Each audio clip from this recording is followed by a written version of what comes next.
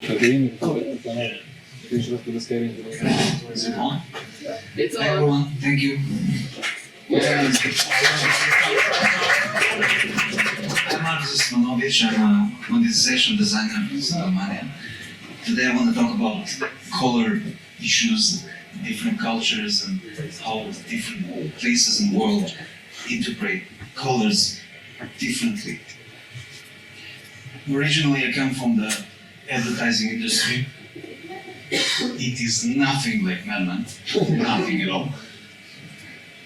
And I've learned in these dark years of mine, at least I learned some, that the way to promote any one of these global companies is very different from the way to promote it in the United States or Europe or Far East. This is one of the most famous Marlboro ads. The right ad is the United States ad. Iconic and super familiar with Marlboro. This cool cowboy chilling with his horse. The left picture is the Chinese Marlboro ad.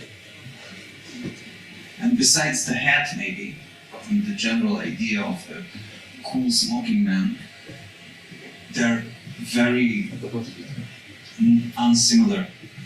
The colors, the background, the great Chinese wall, obviously there is this oriental local guy, but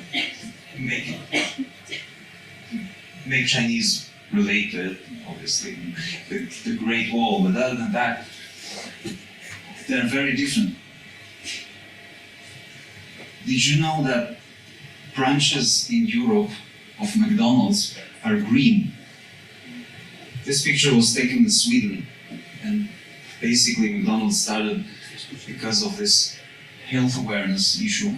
They started to change their brand completely from red to green, but for some reason it was stuck only in Europe, and the rest of the world remained red till now.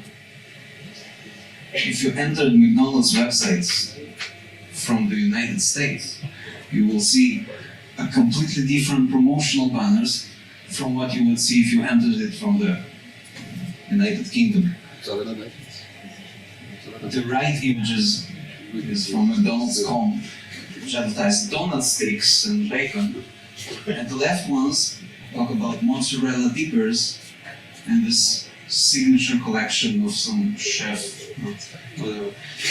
No. The colors are very different, the approach is very different. Obviously the target audience is very different. I have a question to make. What do you feel when you see red? Warning. Warning. Blood. Blood. Love. Wow, Pressure.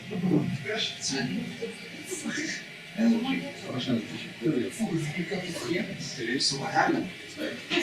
How does a small room of people interpret colors, the same color, so differently? So apparently, different people interpret same color differently. You must be saying, well, thanks Sherlock. Now what? Well, it starts with the nature. Right? Poisonous animals and plants are usually colored with red and yellow. I will warn us not to eat them. So it's natural for us to take these colors into danger signs and warning signs.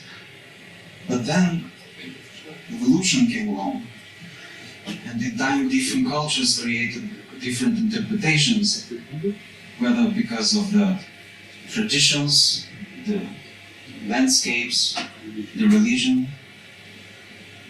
So what is a red in China? Well, apparently red in China means happiness, good luck, celebration and prosperity. While we think that it's so obvious that black is a color for funeral and white is a color for weddings, not in China. Black in China is associated with immortality, knowledge and stability, which is the only explanation for this weird, bizarre black burger. White, on the other hand, in Chinese is associated with death and mourning. It's something you would wear for a funeral. And weddings look like that, red and black. It would be a complete disrespect to show up in a Chinese wedding wearing white and in funeral wearing red. These kind of combinations. While we think that green is the color of health and peace, growth and luck, and St. Patrick's, some see green as the color of greed, jealousy, and envy. The greed-eyed monster story. Green could also mean holy color. Like in Islam, green means prosperity, peace, and good life. Mentioned in the Quran as the color of the clothes of people of paradise. This is why Muhammad used to wear green, and most of Muhammad's paintings is colored in green.